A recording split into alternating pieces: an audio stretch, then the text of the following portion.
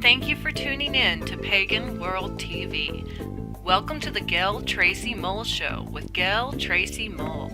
Gayle is a catalyst for change. She can help you create the life that you dream of living. Gayle walks the path of the wounded healer. She is a psychic reader and life coach, as well as a Reiki master in 2 traditions. She has a long and varied background in the mystical, the magical, and the metaphysical. Please welcome your host, Gayle Tracey Mull. So I had to teach myself. And as a young adult, young mother, the very first thing I learned was cards. And I did that because as a child I knew things, but the adult you says, "Oh no, no, no. You don't really, and you've got to learn how to trust that." I have come to realize that without my sense of knowing, I would truly feel blind. I really would. I just know things about what's going on with you as a person. I start with you where you're at now. But cards were the very, very, very first thing that I ever learned on this path. I learned the tarot. I taught myself. I had a good friend who showed them to me. I didn't even know where to buy tarot cards, people. That was back in the day that was a very hard thing to find. Sorry if that dates me. um, so that know that you can get readings with me, and you can also, we may do some readings live and online here. So hopefully eventually we'll get to where we do some call-in shows, and you can call in and get a reading from me or whoever is with me that day. Uh, that's a little bit about how I grew up. Texas was not the easy breezy place to be. And sorry, this is new for me. um, learning to trust yourself, learning to trust your path, uh, learning to accept that you're a little bit different and you march to the beat of a different drummer. It's sort of difficult for me. And I think it's difficult for a lot of people because you feel so alone. You feel like you don't fit in. And I was always that way as a child and a young adult and a young woman. I really struggled with that a lot. And I think a lot of other people struggle with it as well. Uh, the people that I work with often are trying to figure out what's next for them, what's best for them. They're creating the best life, not just any life, but their best life. And I really hope that this show can help you do that, that it can plant the seeds of information about several different things. And even if it's something that you don't need right now, if it's something that, and I have been telling you a little bit about myself because this is my first show. And, I was telling you guys about the fact that one of the very first things I started to do was read cards. And I had a friend tell me, she was an interesting friend. All of my friends are different, okay? And they're different in a good way. But that's one of the things that's helped me the most is that my friends, they make me not feel alone. And it took until I was an older person to really start to make friends, and to find my tribe. And I'm really excited about sharing all of this with you guys because you guys are my tribe. And my friend base is expanding because I'm meeting all of you. And I'm hoping that a lot of people go back and watch this show eventually and go, oh my God, I get that. Uh, I'm one of those people that I either connect with people or I don't. And that's okay. But I'm hope that I'm connecting with you right now. So, as a young woman, I decided to read cards, and I had always um, been interested in the metaphysical, magical, the mystical, the mythology. But whenever she taught me how to read cards, um, it was love. And it was a tool for me to sharpen my intuition. And then we moved away, and I didn't even know where to buy cards. That was back in the day that, there wasn't necessarily a metaphysical or a magical section at your local Barnes and Nobles, Books a Million kind of thing. And I was a young woman. I had two small children, have two daughters, and I will say right now that I have the absolute best, most wonderful in the world, and you will hear more about them, I'm sure. I'm very proud of both of them, and I even get a bonus daughter and a wonderful son-in-law. So shout out to my family and my wonderful husband Stephen, and you will hear about all of them as we talk and get to know each other. Not today, but eventually. So anyway, whenever I was a young woman and I started learning how to read cards, people would come to me eventually. I did many, many free readings, people. Don't think I haven't done my time with that. And people would come to me and they would go, but Miss Gayle, yeah, they call me Miss Gayle, they do. They would say to me, okay, I did that. Now what? Because, I don't tell people what to do, and I tell them the things that are more said about their future and the things that they can change. And some things are more changeable than others. I read in a very present moment of way and your immediate future because I'm telling you, people, right now is the time that you can change. You can't change your past and you can't change your future. You can change your now. So that's what we work on whenever I do readings with people. But they would come to me and they would ask me, what now? Or they would fall into the same rut and the same pattern. And, I always resisted that healer wellness kind of mode.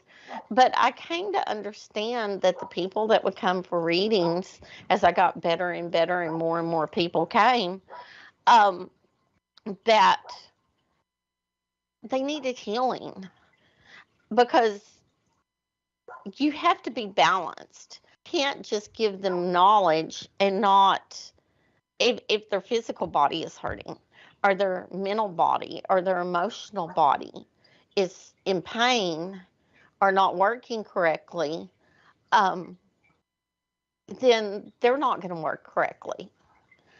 So that sent me over into searching for Reiki.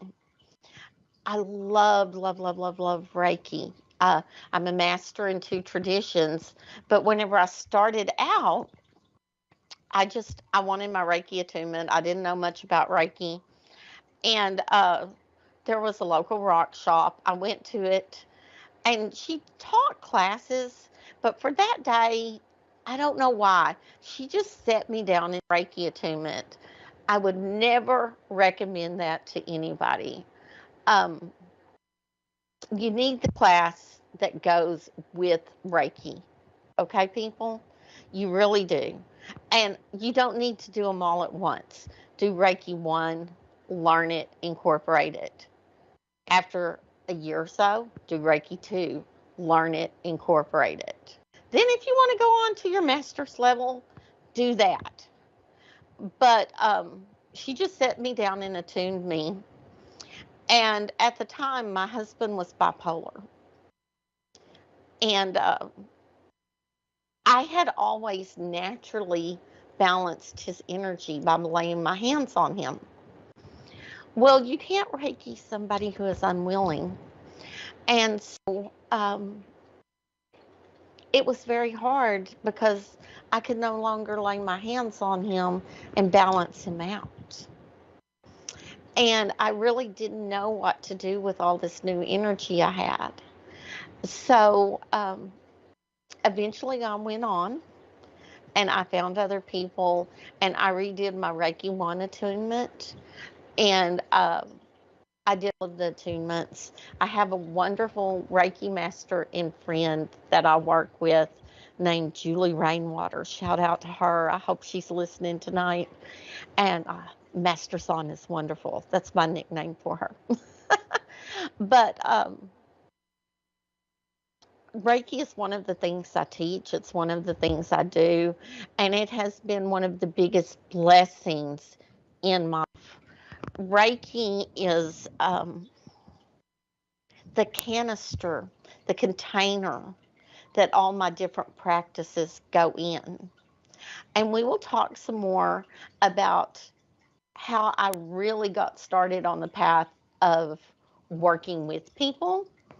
And we were talking about how I wound up, transitioning from cards and just being a private person to actually working with people and doing all of the things and learning all of the things, and then how I'm sitting here talking to you on a TV show.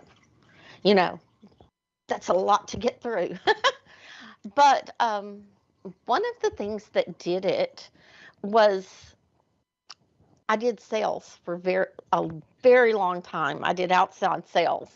If you've ever done sales, there's a lot of windshield time and you eat at weird times in between appointments. So one day I was sitting in a restaurant and there's two groups of women. And this group of women over here, can't see my hand, this group of women over here was talking about whenever their kids would be back from college and when they were going to have grandkids.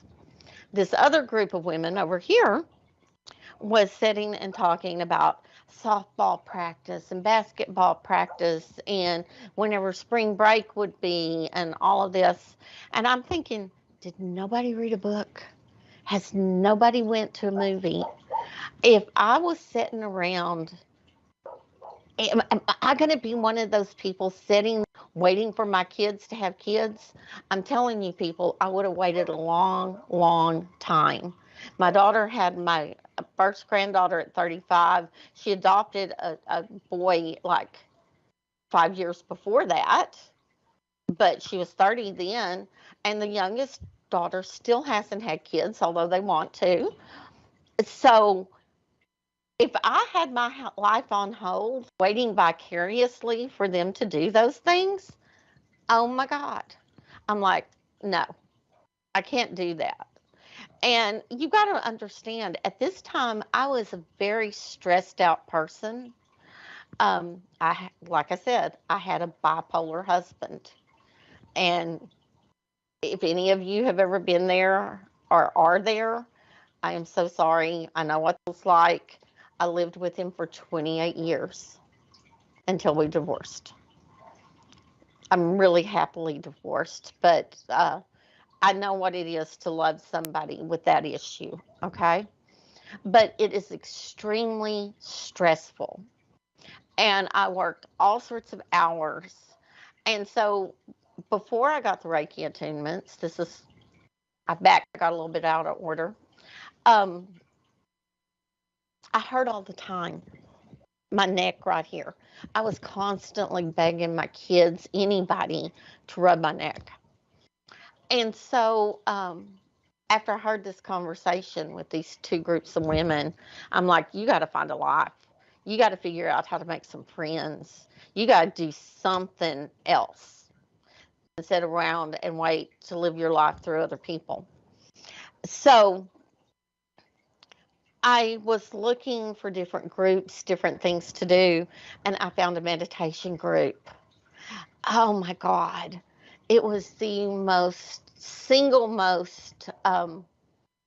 relaxing thing that I had done to date. Going and spending an hour with a group of women who taught me how to meditate. And I actually felt the absence of the pain for a little while. And it would last me a whole week until the next meditation group. So, if you're new to this path, if you're new to doing a more holistic, spiritual, metaphysical approach to your life, meditation. And I know people say, oh, I don't have time. I don't know how. I don't this and that. Find a meditation group. It's easier if you're in a group. If you can't do that, there are meditation apps. I personally use one called Insight Timer. Here's a tool. And I absolutely, totally, and completely love it. And you actually meditate with other people. It's got a lot of really neat features on it. So that was a wondrous step in um, in my journey. Is learning how to meditate. And after that, I actually found a Native American Journey group. My friend Julie Rainwater taught that, and it was sort of a step in going beyond meditation. And whenever I learned that she did Reiki, I started taking my Reiki attunements with her, and I wound up at an office called Living Well, something that we did together. And it was really wondrous. And as I learned more about meditation, as I learned more about um, Reiki, and as I got more of the Reiki attunements, and as I had more treatment, I actually began to lose a lot of my chronic pain because this is the only thing that hurt. My whole body hurt. Um, and I came to find out that not all of that is physical. A lot of it is emotional. It's the emotions we store in our bodies. And whenever you live with a bipolar person, I guarantee you, you store emotion. Whenever you live with somebody who is critically ill, whenever you just have a modern life and you're trying to do 10 things all at once in an hour, you store emotions in your body, people. So, meditation, Reiki, these are two absolutely wonderful tools. They're tools that I use myself. And there's nothing to meditation. There are other energy healing modalities other than Reiki, but it's one that has worked tremendously for me. And like I said, it's the container in which I put the other practices that I do. Um, I had been to, we have a local metaphysical study group that, once again, my friend Julie runs. She does a lot of things in my life. Um, and, I had heard about EFT, and, you know, if you don't know what that is, it's emotional freedom technique. Ever heard the people talk about tapping? That's what tapping is. And, you see the people and they go around and they're tapping. Yeah. I don't know if you know about that. If not, Google after this, but we're going to talk about it a little bit now. Um, so, I never did really get it whenever I was first exposed to it. And then I had went Spring Summit in Hot Springs, and it's a bunch of different holistic practitioners that would come together and teach different classes, and we would all trade and learn things. And I met this wonderful little purple haired lady. She's an older lady. Her name was Meryl Beck. She's actually a psychologist, I believe, and she had written the book "Stop Eating Your Heart Out." She had also written a book on grief and loss because she lost her son to suicide, and she had did a talk about source tapping, which was her brand of tapping of EFT, and I really hit it off with her, and I wound up becoming one of the very few people that she certified in source tapping before she died. And actually, we're probably going to do a show about Meryl later on this year and talking about EFT and source tapping.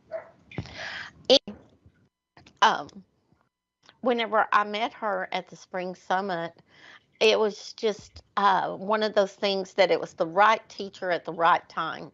You know, they say whenever you're ready, the teacher will appear. Meryl appeared. And her form of EFT or source tapping is different because it actually it brings in God, goddess, source, however you want to think of your higher power, in to help you with your healing, which is also what you do with Reiki. Right? Reiki is life energy.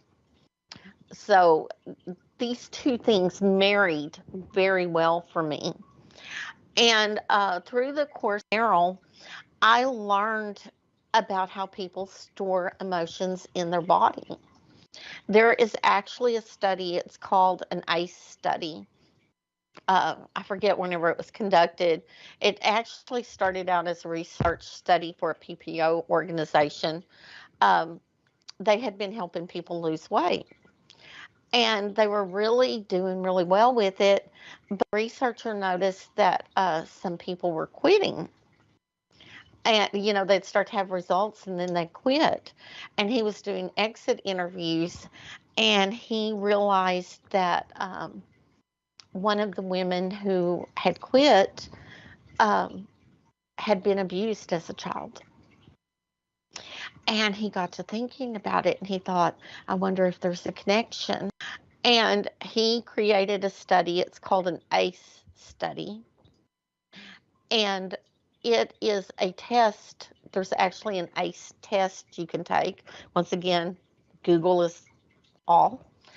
And basically, the questions on this test are the more emotional trauma that you had as a child, the more likely you are to have disease and illness whenever you become an adult. And the traumas are things like losing a parent or losing a grandparent, somebody close to you as a child. Um, it is being abused or seeing abuse, uh, physical, emotional, sexual, um, being the victim of a violent crime. All of these things increase the likelihood of cancer, obesity, all sorts of diseases. And like I said, this is real medical science, people. The more of those you have, the more that you are likely to have these issues in adult life. Well, now then, backtracking to the source tapping, um, the reason source tapping is so effective is it helps you release those emotions. We actually go through and release fear, pain, um, anxiety, anger, all the emotions around things, shame, embarrassment. It's just amazing the amount of emotions that we release with tapping. And, you know, tapping was considered to be sort of woo woo whenever it started. Uh, I'm sure you've heard that term. And it really isn't. They're actually doing tapping in for veterans now. They're finding it a lot better than traditional talk therapy, or at least combined talk therapy.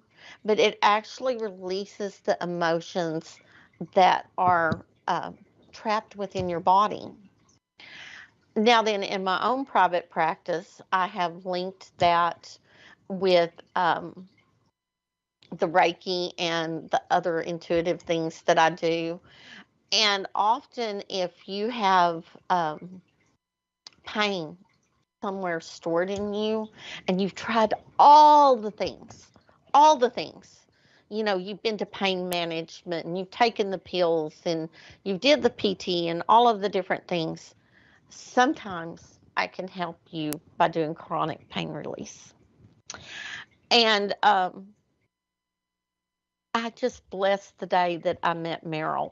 I'm not trying to give you an infomercial. I'm trying to tell you all of the things that I have learned along my path and all of the wonderful, wonderful people I have met.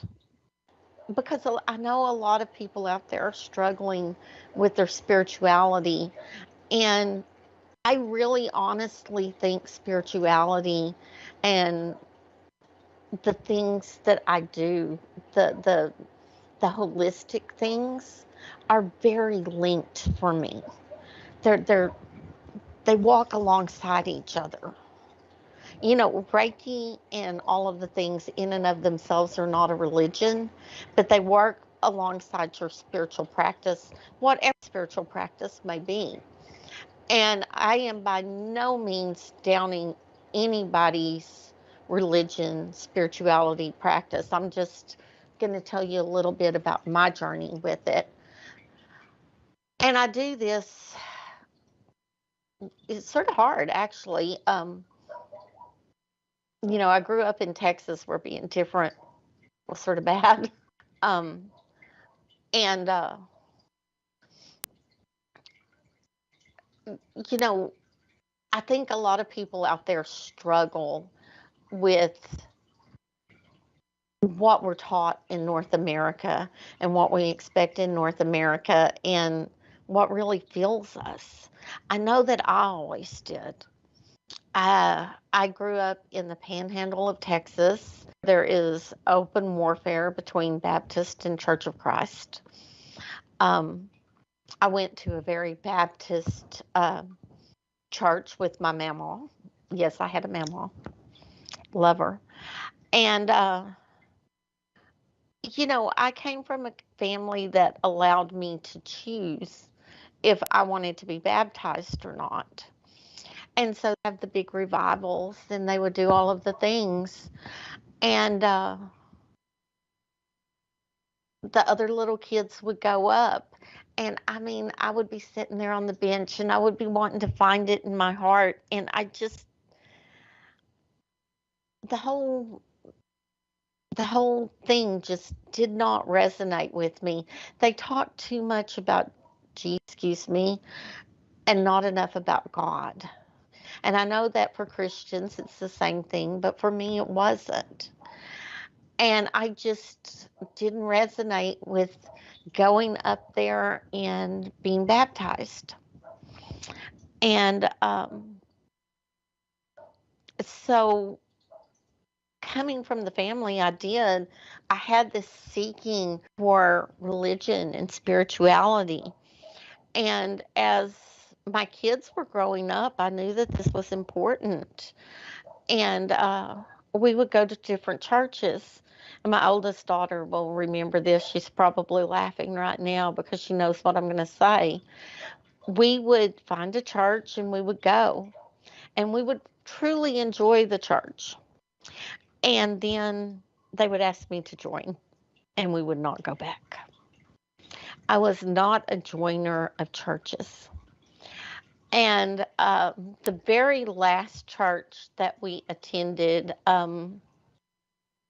let's just say I found out that there was some very unsavory things going on within the churches. And I'm like, nope, done with that.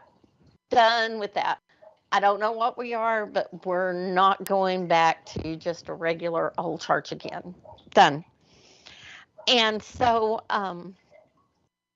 at the time, I worked with a Pentecostal evangelist, and we became very good friends. We worked together for nearly 5 years. And I do not think that he knew that I had this struggle.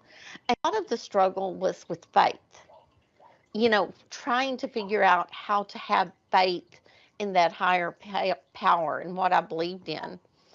And one day he and I had this discussion, and I told him that every blade of grass, every dog, the murderer on death row, all of it part of and piece of God.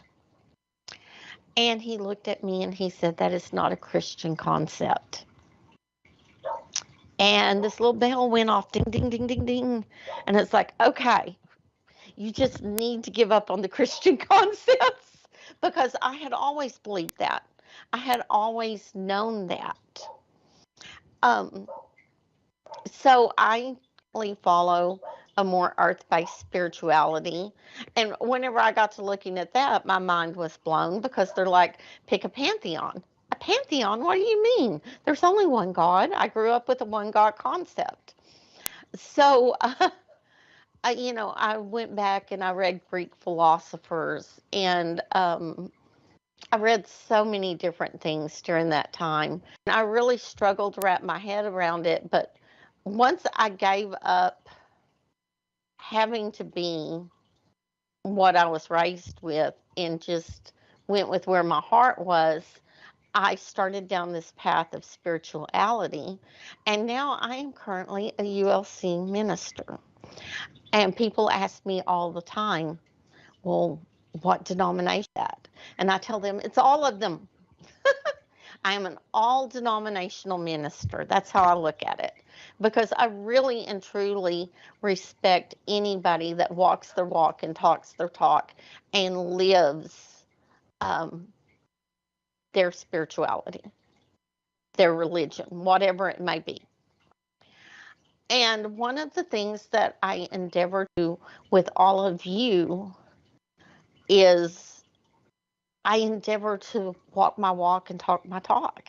I endeavor to show you about faith and about the divine. And I will be honest, I feel very connected.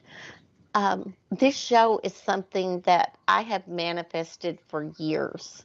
The people who know me will tell you this, that I have worked for years and wanted this for years. And sometimes, whenever you finally get out of your own way, it just shows up. Whenever you release your own fears, it shows up, people. I do a lot of work with manifesting. And actually, I wanted to tell you some of the things I have planned that are coming up. Um, Next week, we are going to have Mr. Burke Harbin, who is the leader of Woden's Folk here in Texas, which is the biggest heathen pagan organization. If I'm mutilating that, Burke, I'm so sorry. Um, and they have books out.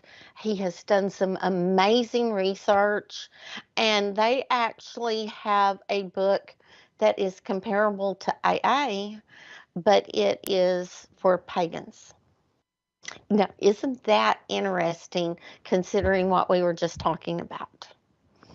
I am not part of Woden's Folk particularly, but I do have